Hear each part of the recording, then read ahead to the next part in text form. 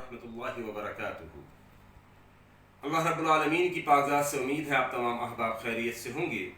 और पिछली वीडियो जो मैंने फतावा आलमगीरी के हवाले से आपके सामने पेश की थी, उस वीडियो को सुनकर हो सकता है किसी एक दो चार अफराद को हक़ की समझ आ गई हो और उन्होंने तौबा कर ली हो। और अगर अभी भी हक़ की समझ नहीं आई, अभी भी मालूम नहीं चला कि हनफियों की, देवबंदियों की किताबों के अंदर क्या गंद मौजूद है, तो आइए एक कदम और आगे बढ़कर आपको बताता हूं कि इन देवबंदी हनफियों की किताब जो फतावा आलमगीरी है, इसके अंदर क्या क्या मौजूद है। आइए देखिए, जिल्द अव्वल सफ़ा नंबर 274 लिखते हैं, अगर आदमी ने अपनी बीवी को जगाया, अगर आदमी ने अपनी बीवी को रात में जगाया जमा के लिए, हम बिस्तरी के लिए, सेक्स के लिए, और उसका हाथ अपनी जवान बेटी पर पड़ गया। देखिए क्या बकवास लिखी है आगे, आप सुनकर हैरान हो जाएंगे।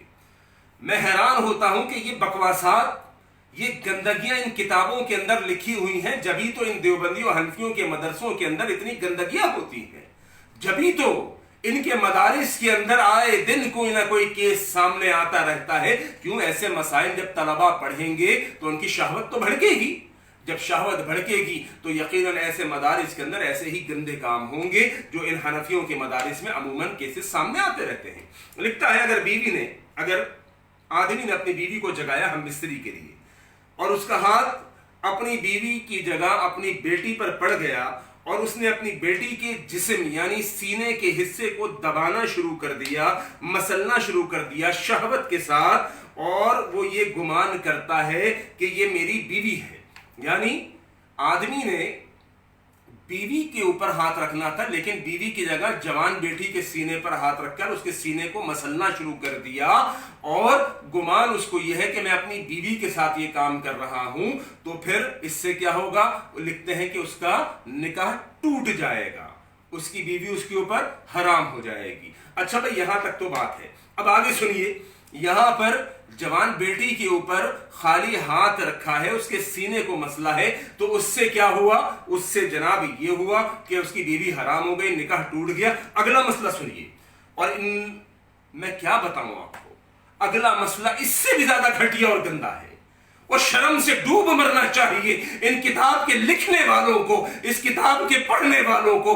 मैं क्या करूं, मैं तो आपको पढ़कर सुनाऊंगा ताकि हक आपके पास पहुंचे, आप जाकर अपने मौलवियों से पूछें कि अल्लाह के बंदो, ये हमारी किताबों में क्या लिखा हुआ है, ये क्या पढ़ पढ़कर लोगों को बताया जा रहा है, ये किन चीजों पर फतावे दिए जा रहे हैं। अपनी बेटी के साथ इन्ना लिल्लाहि व इन्ना इलैहि राजिऊन, कितने मुकद्दस रिश्तों को इन फर्जी कहानियों पर फतवा बनाने के लिए, फतावा देने के लिए आपने यहां पर मनगढ़ंत किस्से लिख दिए। शर्म नहीं आई, हया नहीं आई। सुनिए, जिल्द अव्वल सफ़ा 275, पिछला वाकया जो मैंने आपको बताया वो 274 पर है, जिल्द अव्वल है फतावा आलमगीरी की। और ये अगला वाकया जो अब मैं बता रहा हूं, जिल्द अव्वल सफ़ा नंबर 275 यानी अगले ही सफ़े पर मौजूद है कि अगर किसी आदमी ने शहवत के लिए, सेक्स को पूरा करने के लिए अपनी बीवी को बुलाया, बीवी ने आने में देर कर दी, और इस शख्स ने अपनी जवान बेटी के दोनों रानों के दरमियान अपना अज़ुए तनासुल डाल दिया,